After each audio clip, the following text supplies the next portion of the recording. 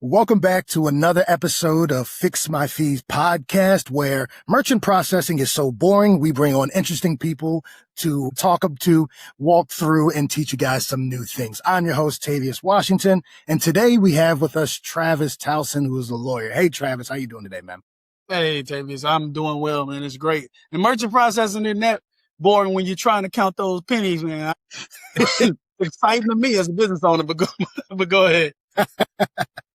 Awesome, man. You're the first lawyer that I get a chance to talk to, and it was awesome kind of like looking into the things that you're doing. I've seen you on some other podcasts just talking about basically how you're taking on the 30-person corporations, and I also seen that you're a lecturer at the University of Michigan, correct?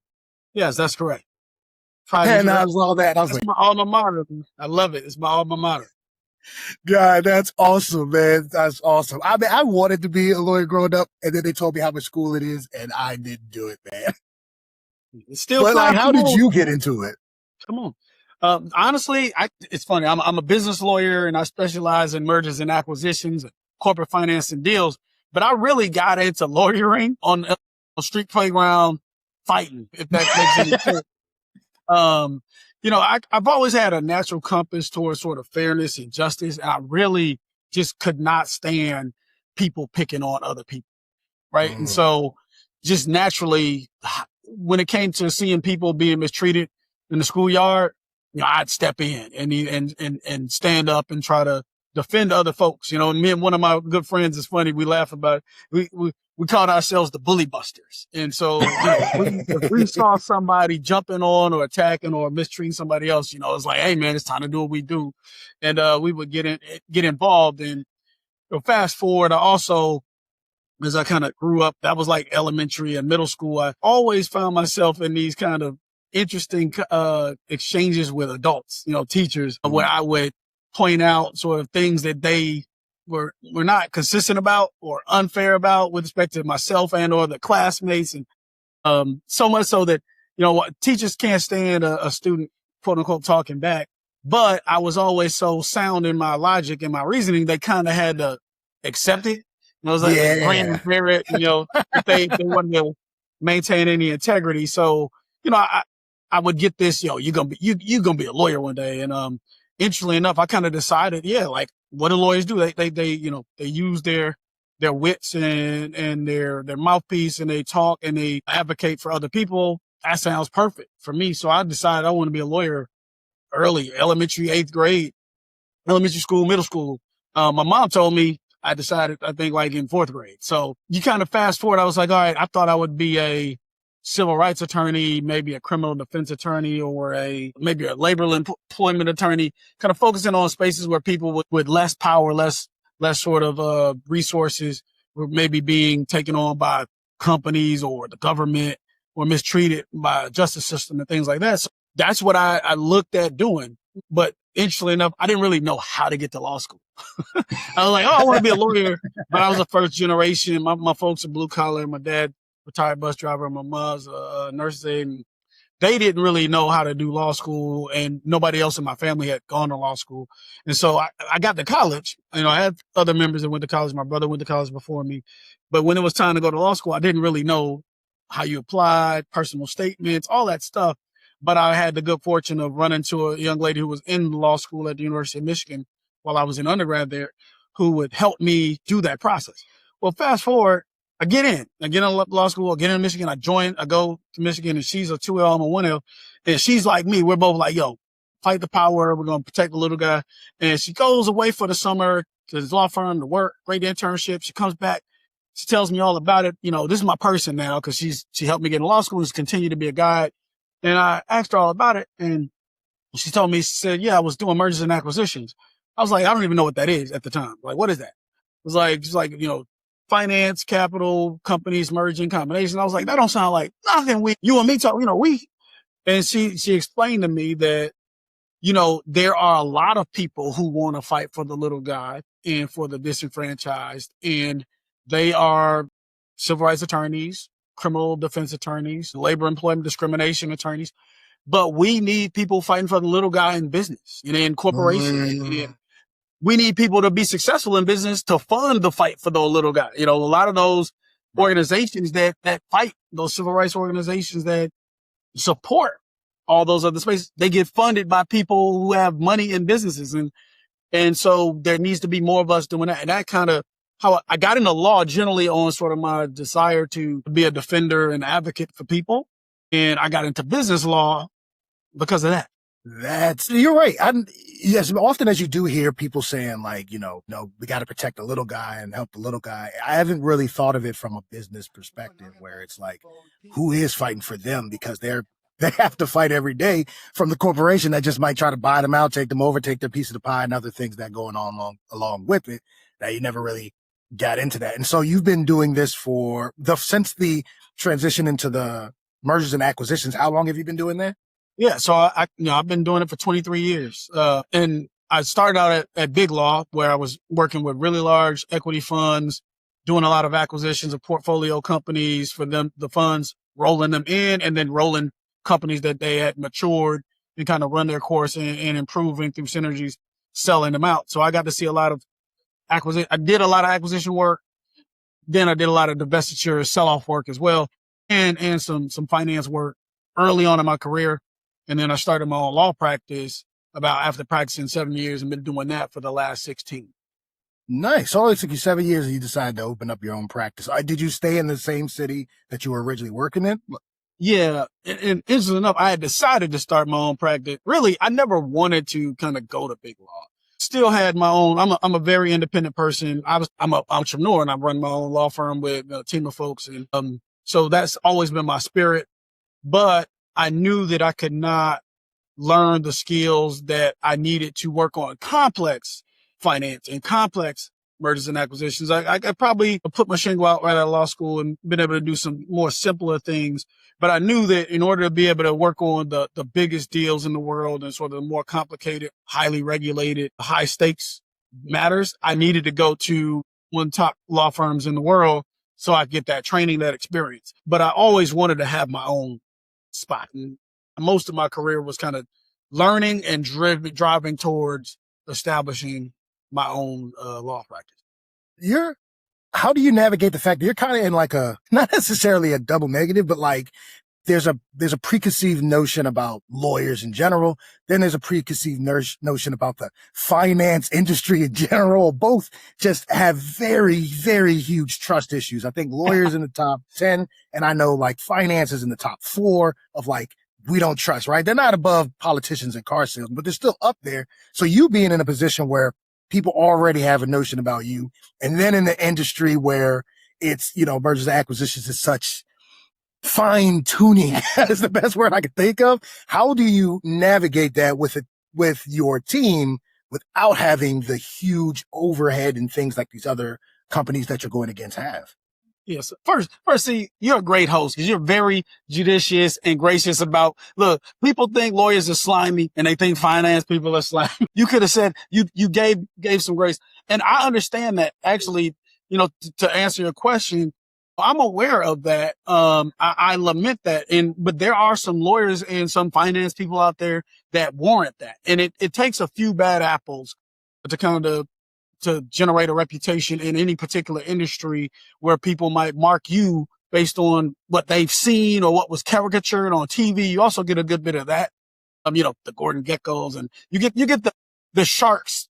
People like that. They like controversy, but that is such a small number of individuals in the legal field. The majority of individuals in the legal field in particular are very ethical. We have a high ethical requirement. You actually have to pass a ethical standard. People know you got to take the bar and know the knowledge, but you also have to pass what they call character and fitness, and they get all in your business, and you have to learn how to be ethical, more ethical than the average person. And so generally speaking, I'm proud of the fact that I'm in this industry because I know truthfully that it is a gentleman's profession, gentlewoman's profession, and that you get taught beyond money and things like that you do things for the right, for the justice. We have a charge to drive justice and fairness. And that's what drove me to the law anyway. So I'm always on, that's my compass. And then with respect to finance, I'm also a very deep steward of dollars. Like I run my firm's financial operation. I'm a co-founder, but I'm also the financial partner because I believe in a financial economy. I believe in people getting what they earn. I want to get the most value from my clients. I am definitely afraid of wrapping up a deal and not making sure my client got everything they deserve. People work really hard. I've been in a hard worker my whole life. I respect it. I assess the people that I work with and work for. And when I see a person that was a genius or created something that provides service and value to people that they enjoy, makes their lives better, and they worked hard to make that work, to bring that to market, and there might be a combination or a strategic venture that they're involved in, I want to make sure that they get what they deserve. What they put in. They get rewarded for the blood, the sweat, the tears, the sacrifices that they made. I made a lot of similar ones myself, and I always remember and keep in tune to sort of what I deal with day to day, the work I have to put in, the sacrifices I have to make, and what do I want for what I've done. And Right. I project that onto my clients, and that drives it. And then that comes through. Clients really can tell when you care about them and when you see them as more than just a fee. And in fact, it's really easy for a lot of my clients because I have a firm policy of I don't take on matters that I'm going to make more money than the client. And I can send you a list of people who have ultimately become my client or have gone on to do something else because it was more cost effective, because I've told them up front, look, I appreciate it. You got recommended to me. You're ready to hire me. You know what you want to do, but based on what our conversation is, I've now heard what you need to do. I know it needs to be done. I know how much it's going to cost. I know how much you stand to gain if we're successful. It's still going to be way less economical. So I'm going to give you a different alternative, maybe some self-help, or maybe I'll tell you how to go this far. But at the point where we're going to do a deal or do some work and I'm going to take a whole boatload of money and you're going to really kind of get the shorter end of the stick, I don't want that deal. I don't want that matter. And I send those away. I only want people working with us who are going to be satisfied, happy, feel like they really got value from working with us.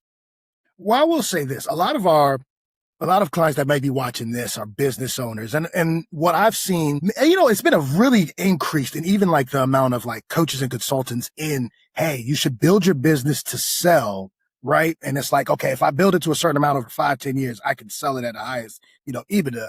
What are some things that people should be aware of if they're trying to go that route and they're looking to 3 to 5 to sell that maybe they just don't look at until it's kind of too late, or they're trying to like throw you in at the tail end and you're trying to like fix it, right? Instead of that, What are some things that they should be aware of early on that can help that process later on?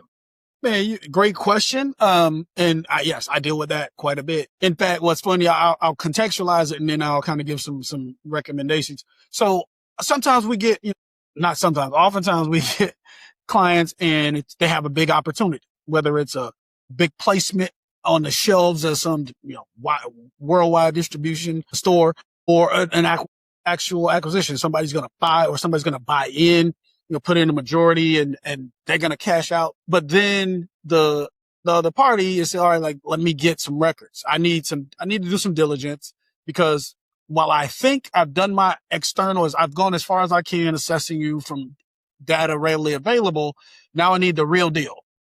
When they want to see, so who do you make your money with? Okay, let me look at the contract. You have a contract. You don't? Oh, you don't have a contract from the company that you make 30% of your revenue from. Ooh, what about the one that you make another 15%? Them either. Oh, if we buy you, we're not guaranteed to make that money. That's 45, 50.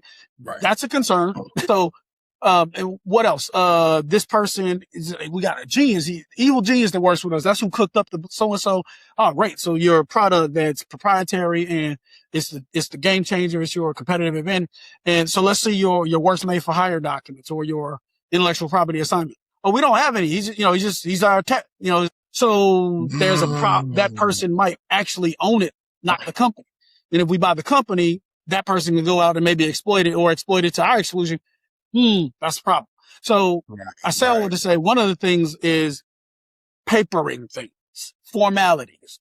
Yeah, people are very comfortable working, and it's fine to be working with a great friend. We went to college together, and I'm the brains, I'm the money, and they just work together, and they make revenue, but they don't have paper that actually does all the formal things that a third party is going to need in order to actually transfer. You want millions of dollars, maybe billions, you're a unicorn. You want that. That company is not going to press the button on a wire unless they got everything. They're comfortable that when they do, what they get is what you had, and there's no other conflict, no risks, no mitigations, somebody deteriorating the value of what it was because you didn't properly paper, file, regulate, or in compliance. So I would say on the front end, gauges, because in the end, what happens is you end up paying, you'll talk to somebody who had their stuff together to get a referral. And they'll say, yeah, when we did ours, this is what the legal fees were. And, and then I'll quote them something and it'll be 2 or 3 times that, right? And they're losing their minds. And what I have to explain to them is what you're talking about is the person who quoted you, they paid for that stuff over the years. They had good legal counsel as they went. When they brought on the inventor, they properly filed the patent, they properly assigned it, they paid money then. Then when they got a contract with their distributor, they paid for a lawyer to negotiate that thing.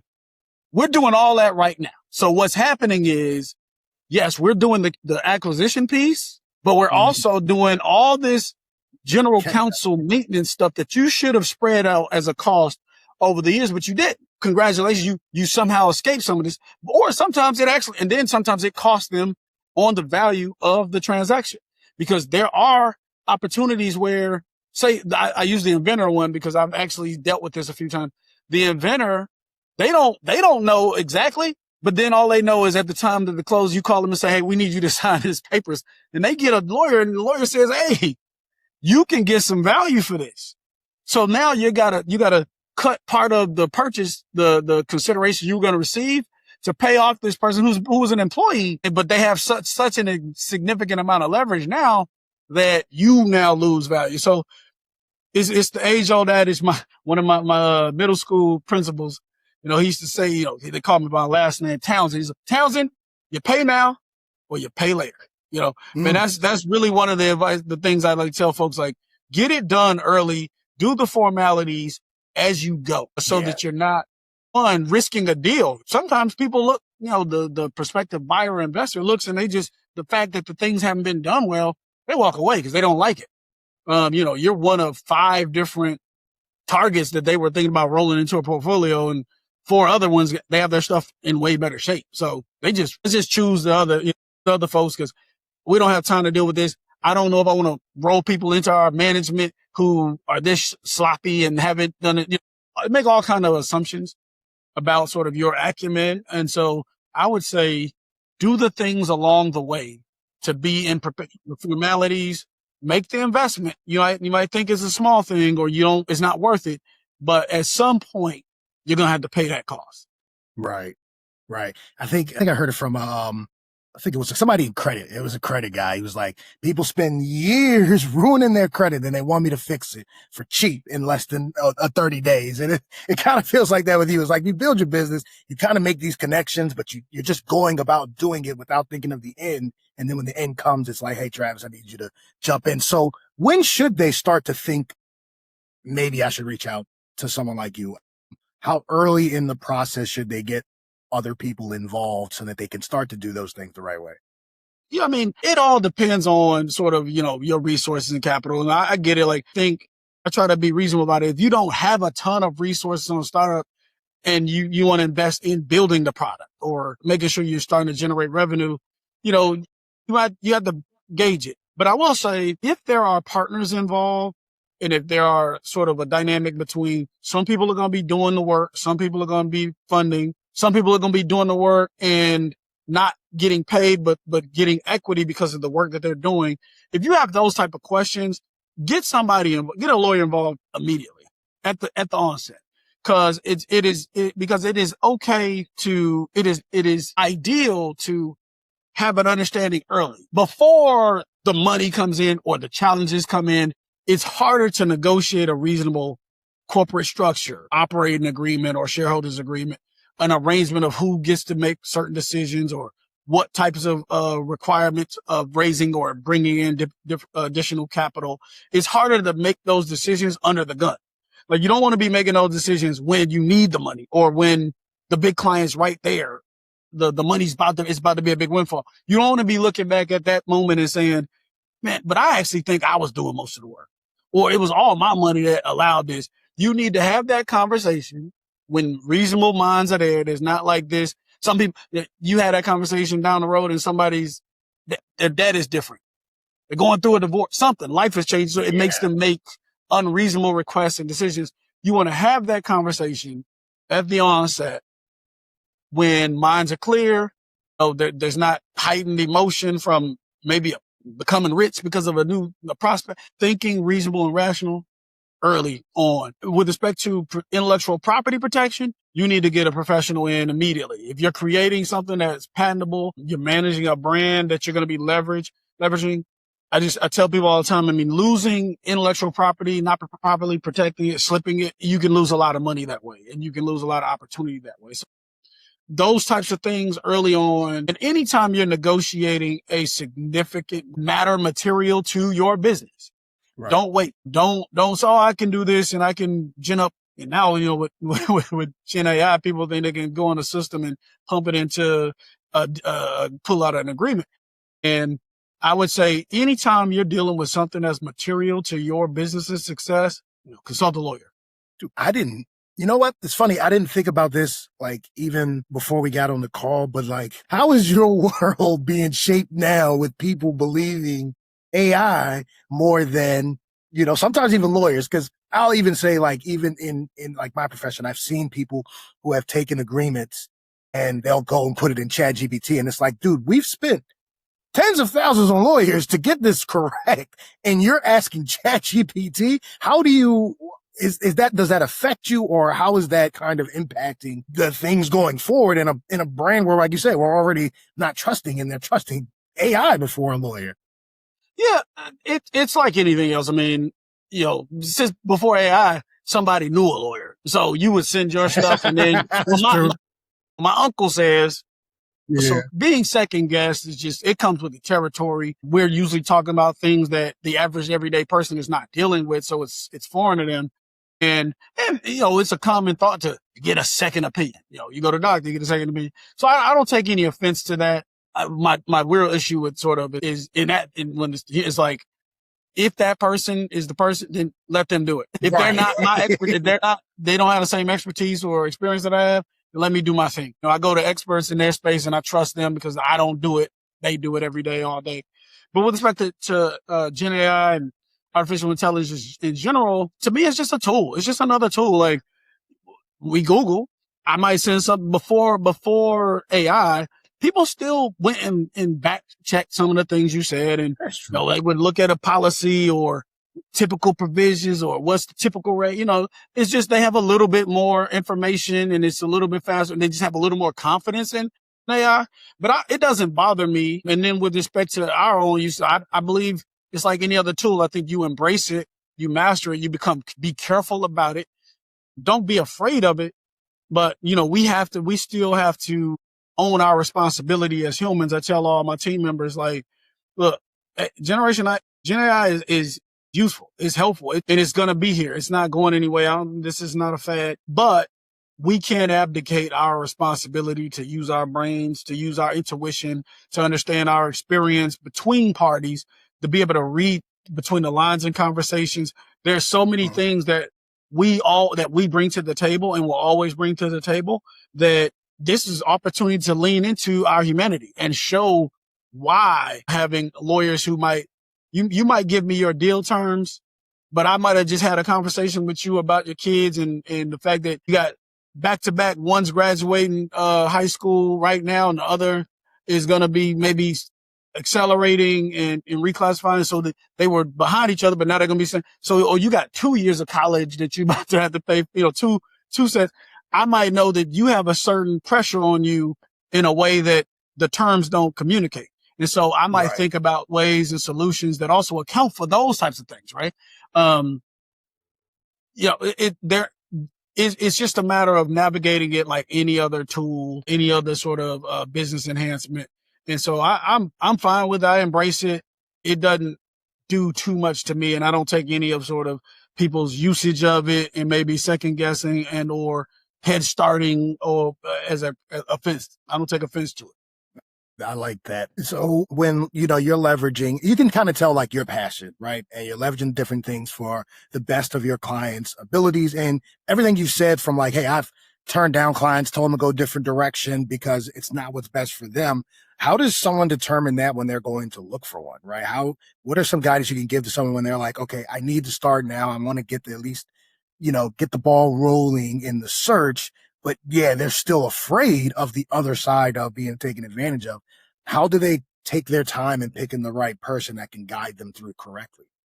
Yeah, I mean, I benefit from this, and so I encourage it. I think start your process as best you can from word of mouth. There's no sort of criterion clearing action that better than a person that you know and trust who cares about you when you ask them for a resource and them giving you a resource, because you know that they wouldn't steer you wrong. And so you start there. I would say don't just Google or put in ChatGPT, especially right now. Like, it's funny right now, the big marketing thing is to try to make sure that you show up in Gen AI searches, but they are terrible with respect to that. They can't find the best lawyer in Atlanta for this or that. And so don't do that. Talk to your friend. You're better off with Google in that regard, I believe, right now, currently. And maybe they'll catch up. But there's no replacement for a personal reference. But then once you get those references, and make sure you get one or two. I'm cool. When people come to me and I'm the first person, I am very fine with them going to talk to some other people. Sometimes they try to do it as a leveraging, bargaining. We're talking to some other people too. So, we'll get back with you. It's like, great. Because I know my service level. I know my competency. I mean, you'd be hard pressed to find. Usually what happens is that you go out there and you feel a lot better about your conversation with me. I recommend getting multiple contacts or options and meeting with them and talking to them. Having sort of the same set of questions. You want to ask everybody the same set of questions. So it's like a test. When 20 students take a test, the test have all the same questions for all of them. And you can see who does. Make sure you have the same questions and rate how they respond, both the substance and sort of, I'm a psychology bachelor, undergrad, and I believe in paying attention to how people talk to you, how they look at you. You can tell some sincerity. Some people are a little bit shifty, but for the most part, pay attention, not just to the answers, but to how people really are engaging you.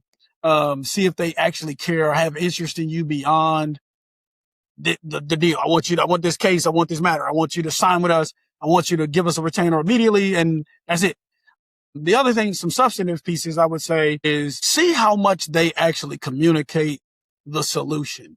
And folks don't want to give away the answer for free. I get that, but I can tell you what to do, but you can't do it, right. If it's complex. And I'm okay so I'm very comfortable actually telling you in the first call or two after we get more information, this is my recommendation. This is what you should do. And these are the reasons why.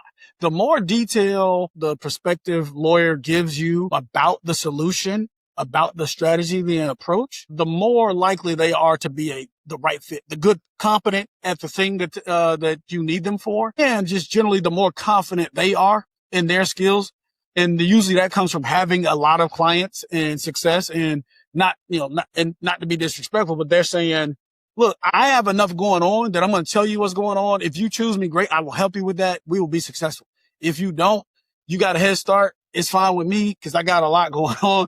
I'm very good and confident in my skills because I have a lot of activity, and honestly, I got more stuff than I have time to do. So those people are good. That's the part you want an attorney that is very confident in their ability, but they show it, not just bravado and talking a big game, but they can actually tell you what they're going to do if you engage them, giving you kind of projected timelines. If they anticipate some of the roadblocks and they mention those, the more detail they share about your path and what you came to get support for, the more likely that's the person you should go with, the firm you should go with. I like that. So you did touch on this, and don't get me wrong, I'm not gonna lie. I probably, like other people, my perception is completely skewed by TV shows and movies.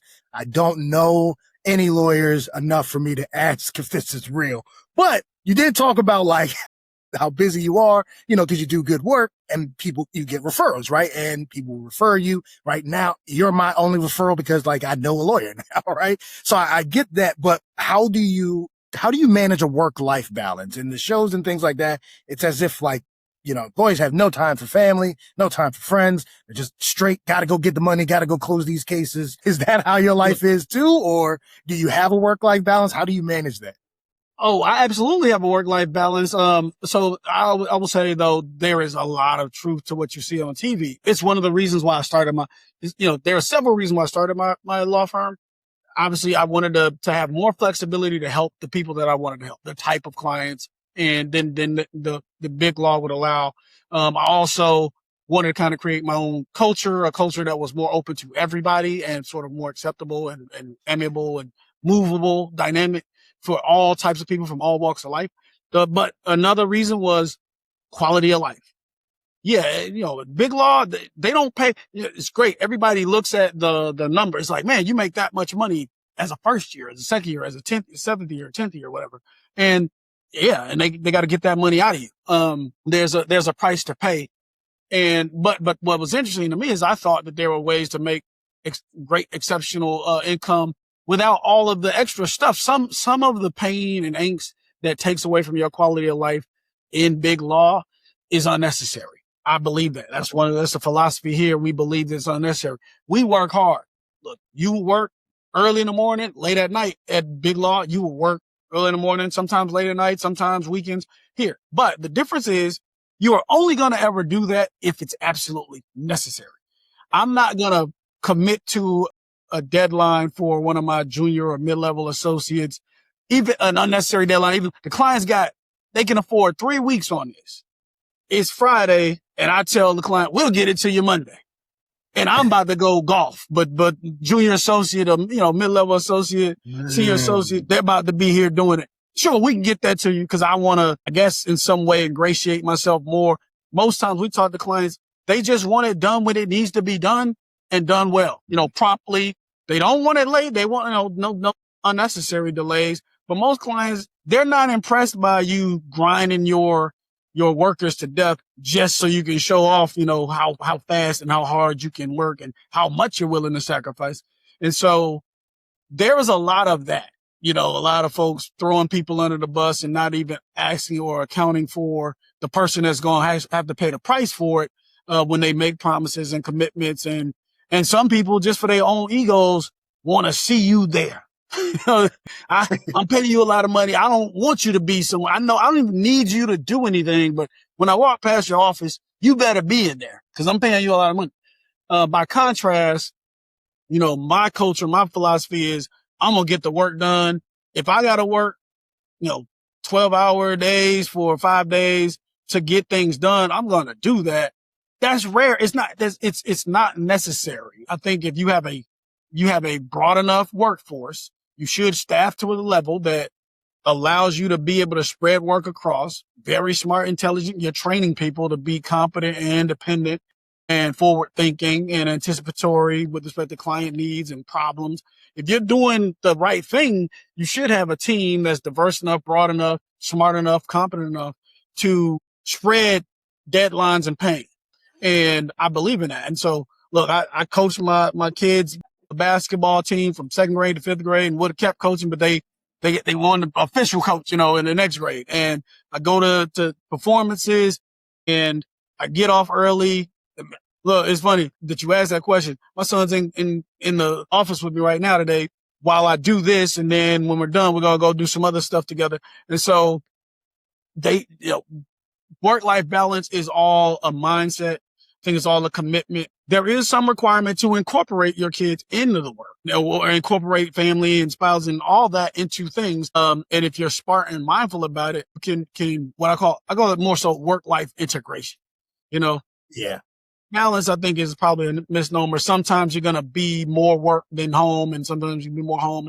Sometimes, to make sure you're connected with everybody that you care about, friends, make sure sometimes involve them, integrate them, bring them to this, bring them to that. And then that way you get that time together and those moments together, core memories, and just kind of opportunities to explore. They get to learn a little bit about what you do or a lot about what you do and be inspired by it. And so I think it's really a mindset, it's choices, but I've built my firm and I've built my sort of life activity around incorporating and integrating all the things that are important to me. Well, what is it that you like to do outside of work? I see the landscape. I tell you, I told you before, I love that view. But are you a city person? Are you more suburbs? Do you like to do things in the city, or do you like to do things more at home? Like, what do you like to do outside of work? Yeah, I'm a city person. I did about half suburb for half my professional career suburb, but I really, the whole time I was trying to get to the city, love the city, love being able to walk from my house to the main sort of area where there's food and activities. I love where I live right now. They've done a great job of building sort of active locations. So, adult arcades and basketball and pickleball where you can grab a beer or something like that. I love that. I love getting together with friends and just kind of talking about life and enjoying and laughing. And I love sports. I watch a ton of basketball. I'm a huge basketball junkie. Michigan sports all around. I love to work out, exercise, try to get some running, some riding on the bike, some strength training. And I love teaching. I love giving back to the community. I love teaching my own kids and kind of helping them develop and showing them how to navigate life beyond school and the classroom. I'll volunteer at nonprofit organizations, anything youth-based where I can do exposure type things. That's been my entire life because I'm the beneficiary of having people expose me to things that weren't readily available for me to be exposed to. Organizations, nonprofit organizations that are committed to that have sort of driven and I think have been paramount and vital to my success. So I believe in paying it forward and making sure that anybody that's like me, that's out there right now, a young person, is getting sort of the same thing from me if I can provide it. And so those are the types of things I like to do. And I'm open-minded. So I'll try anything. I love museums, travel. When I travel, I like to go see ancient places. I've been to Egypt, been to the pyramids, and the Sphinx. I went to the Colosseum in Rome and Chichen Itza. I love seeing old places and I things. just got back from Chichen Itza. Oh man, it's amazing. It's amazing. I always am in awe that people well before us with way less resources could create such things that have stood the test of time. Yeah. And then you look at some of these houses around here and they falling apart after 5 years. Right. Man, that's awesome. I definitely have to come and, when I get into town, cause I'm always in town, I want to come in and do something with the youth with you, man. I think that would be really fun. That's something that I'm really passionate about too in the DC, Maryland area. And I think that would be cool to come in and do something like that with you. I think it would be awesome, man. That'd be great. Man, I appreciate your time on this channel, man. I appreciate the knowledge you dropped, helping people, because like I said, I do see just so many people who are like building to sell, right? It's like, hey, if I could sell and set up my kids, I'm good. And so having those entry points and that knowledge that you dropped is really awesome. But then also showing that you can have like that good work-life balance. And, I do want to ask you one more question before we hop off, because this is how I get to judge people. How are you when it comes to food? Are you the same type of person, eat the same foods, or since you like traveling to these different places, do you take in the foods when you're traveling? I love the local fare so much so that I've tried some things that I've regretted, but not regretting the fact that I actually took the chance. I find me sea urchin in Japan off the war. Moroccan food. I've been blessed. Local Italian, like I love all types of food. Specific though, I'm a savory, spicy. If it's savory and spicy, I mean, you're going to have me, rice-based dishes. I don't know what it is about it, but that's where I'm at. But I try all kinds of things. I love a good burger, good steak, a good trout. We can go out land and sea. Give it to me. Awesome, man. Cool. How you did that? I have to ask that because some people say I'm a foodie and then they eat the same foods at every restaurant, right? But if you're traveling, you should take in all the delicacies. Man, it's such a pleasure eating different foods wherever you go. I mean, even like you said, even in cities like Atlanta, DC, Chicago, you can find some amazing food if you open up your eyes.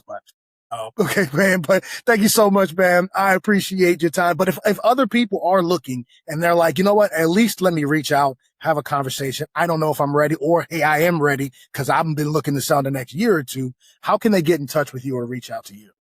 Yeah, website is just townsendlockett.com, and that's TOWNSENDLOCKETT.com. And then if you want to send us an email, info@townsendlockett.com. Those are the best ways. Just drop an email. Hey, saw you on the podcast. I have this issue. Could somebody reach out to me? We'll have somebody call you and set up a time to discuss and see what we can do for you. Awesome. Cool, man. Thank you again for your time. I really do appreciate it. And we might have to do this again in like another, year or so as things change and see how it is. Maybe like a new year type of thing when people start doing their taxes and they start thinking, maybe I should sell kind of thing and start kind of ramping up for that. But thank you so much again, man. It's a pleasure. And I'll make sure I take your information and put it in the bio. So if people have any questions, they can just go in there and click it. But thanks again for having me, man. I'm glad that you came on here. Appreciate it. Thank you for having me. No problem. All right. Thank you guys for watching. This is the end of the Fix My Fees podcast. Reach out to Travis, even if you don't know if you need it. I think even just sending out the emails and going that back and forth is very, very beneficial to start that process and start building that trust to see if maybe even in the future you want to work with him. I mean, if you have an interesting business like Travis and you want to be on my podcast, reach out to me. All right, at Tavius at fixmyfeesteam.com. Thank you again for another episode. Good night, everybody.